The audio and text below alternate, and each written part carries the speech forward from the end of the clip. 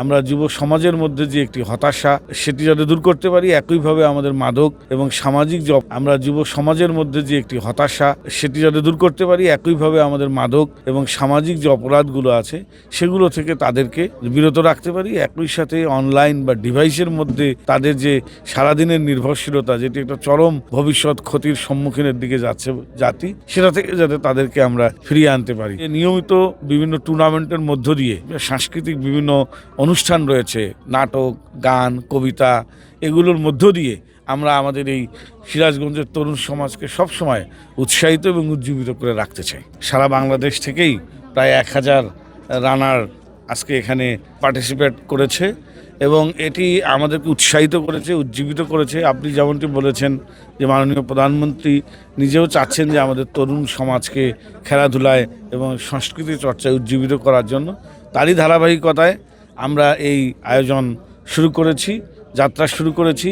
আমি এই সিরাজগঞ্জ জেলার যারা খেলা প্রেমী আছে বা খেলার সংগঠকগুলো বা সংগঠনগুলো রয়েছে এবং যে সংস্কৃতি চর্চার জন্য যে সাংস্কৃতিক সংগঠনগুলো রয়েছে, তাদের সবাইকে বলেছি তারা যেন এখন সচল হয়, অনুশীলন শুরু করে।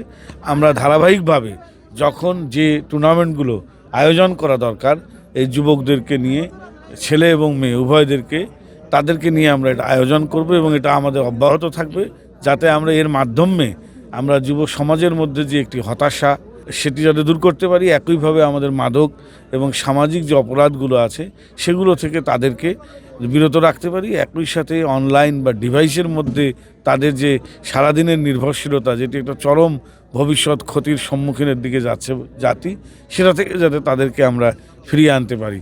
যদি আমরা এটা করতে পারি তাহলে আমাদের ভবিষ্যৎ যারা প্রজন্ম, যারা রাষ্ট্র পরিচালনার দায়িত্ব নেবেন, তারা আমার দেশকে এগিয়ে নিয়ে যেতে সক্ষম। প্রথমত সম্ভব হয়েছে আসলে আমাদের ডিস্ট্রিক্ট স্পোর্টস অর্গানাইজার যারা আছেন, এরা ইতিপূর্বে ঢাকায় আমাদের অনেকেই আছেন রানার্স এখানে, যারা নিয়মিত সেখানে অংশগ্রহণ করেন।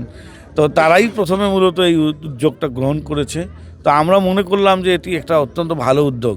তো আমরা তখন সাথে সাথে আমরা নিজেদেরকে সম্পৃক্ত করার চেষ্টা করেছি এবং তারা এবং আমরা উভয়ই বারংবার বসে আমরা পরামর্শ করে অনলাইনে রেজিস্ট্রেশন করে দূর দূরান্তের যারা আছে বিভিন্ন জেলার, তাদেরকে কীভাবে উৎসাহিত করা যায়, নিয়ে আসা যায়, সে বিষয়গুলো নিয়ে আলোচনা করে মূলত আমাদের যারা অর্গানাইজার তারাই তাদের সঙ্গে কমিউনিকেশন রক্ষা করে তাদেরকে নিয়ে আসে। প্রথমত আমরা এই যে খেলাধুলা এবং সংস্কৃতি চর্চা, এই দুটোকে আমরা উৎসাহিত করতে চাই এবং এটি নিয়মিত আমরা এটা চর্চার মধ্যে রাখতে চাই এবং আমরা চিন্তা করছি যে নিয়মিত বিভিন্ন টুর্নামেন্টের মধ্য দিয়ে আবার সাংস্কৃতিক বিভিন্ন অনুষ্ঠান রয়েছে, নাটক, গান, কবিতা, এগুলোর মধ্য দিয়ে আমরা আমাদের এই সিরাজগঞ্জের তরুণ সমাজকে সবসময় উৎসাহিত এবং উজ্জীবিত করে রাখতে চাই।